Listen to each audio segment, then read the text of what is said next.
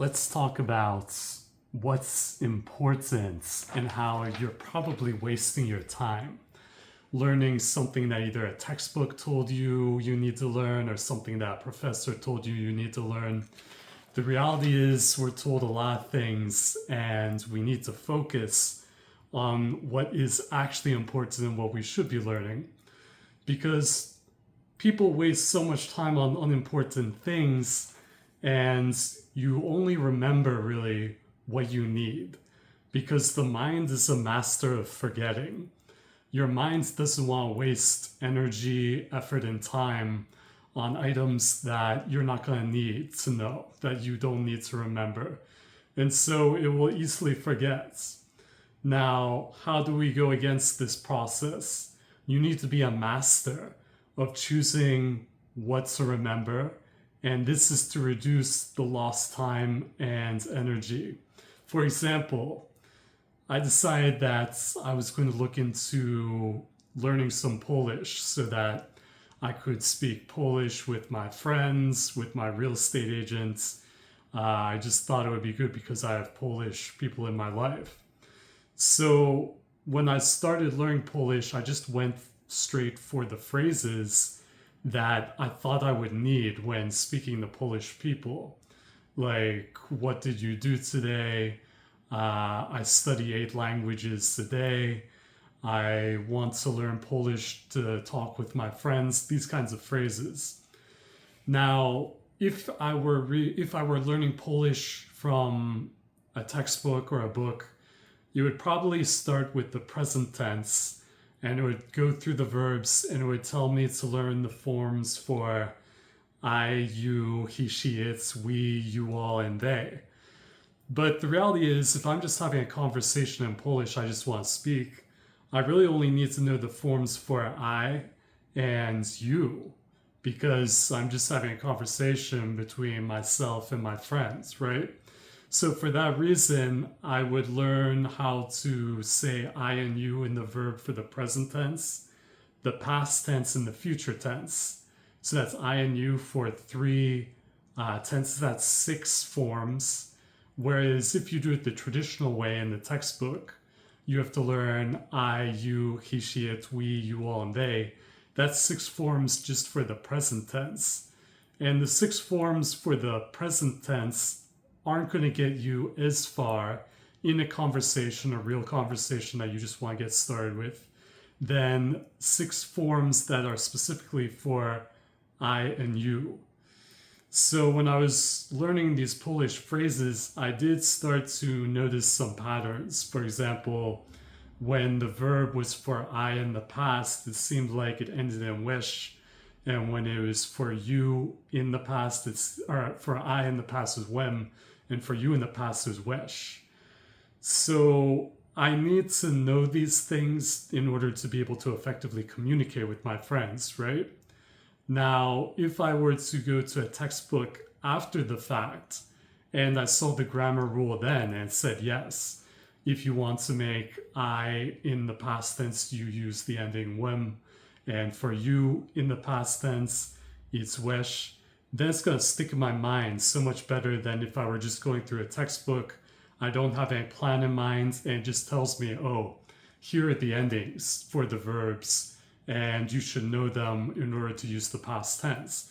Even though intellectually I know these are important, it's not real to me yet because I haven't had a real experience in my life where I had to know these or wanted to use them with a real human being. So you want to learn grammar after you get exposed to it, after you feel the need to know it, and then it clicks. Because if you learn it beforehand, your mind doesn't really see a reason for why it needs to know that, and your mind refuses, and you end up spending way more time and energy trying to learn it. So there is a difference between what you think is important, what should be important, and what is important. And that's a very important distinction to make because we want to figure out what actually is important and not waste our time on the things that we think should be important. So an example of this is I noticed that in a lot of language learning materials, they will teach vocabulary by themes. So a lot of the time, colors come up early on because colors are kind of a simple thing that you can grasp, and it's just an easy thing to test you on. However, if you think about it, you don't really need to know the colors if you're just trying to have a basic conversation. For example, if I'm going to talk with my friend, I probably don't need to know the word purple. I don't need to know how to say purple in Polish. On the other hand, let's say I envision in my mind that I'm going to go to a Polish restaurant or an Italian restaurant and I want to drink wine. I don't drink alcohol anymore, but let's say you do and you want to drink wine. In that case, you might actually want to know the word for red and white because you want to name the kind of wine that you want to drink. So you see how it makes more sense to learn the colors when there's a real need for them. Whereas you don't need to know purple, but you may need to know red and white if you can see or imagine yourself going to a restaurant and drinking wine. I think it's okay to ignore what isn't useful. And the reason for this is because the mind will waste so much time and energy and effort if you try to put things into it which it knows you don't really need. Because remember, the mind is a master of forgetting, and you can't trick the mind very easily. So if your mind knows, even on a subconscious level, that you don't really care about the material, it's not going to remember it for you. So how do we bypass this? You need a way of telling your mind that it's important. And the way you can do this is through real experiences in life and needing to know that information. Like, let's say you're in a conversation and you really want to say to your friends, how was your day? But you forget the word for day and you strain in your mind so hard to figure out what that word was. I guarantee you, if you forget it and then look it up afterwards, you will remember it so much more easily the next time you need to say day, because you went through that process of trying to recall it and you needed it in a real experience. So in my mind, for foreign languages, the best thing you can do if you just want to get started speaking and have the most relevant words and phrases is you want to write out dialogues in English or your native language and imagine all the situations you think you will find yourself in. And you want to just write out all the phrases that you think you need to know. And remember, you only want to use the phrases that you really see yourself using or needing, not the ones that you think you should know or something like this.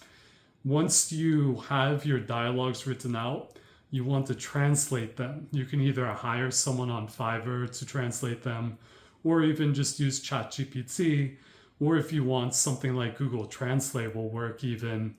It may produce some basic grammatical errors, but at this point, you just want to get the words into you. You can always fix those later, and you can have a native speaker correct your speech as well.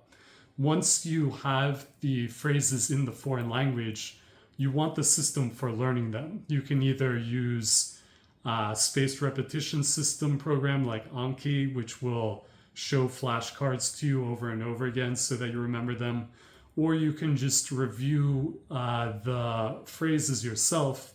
However, I find that this is not as effective. Anki is probably a little bit better at saving you time.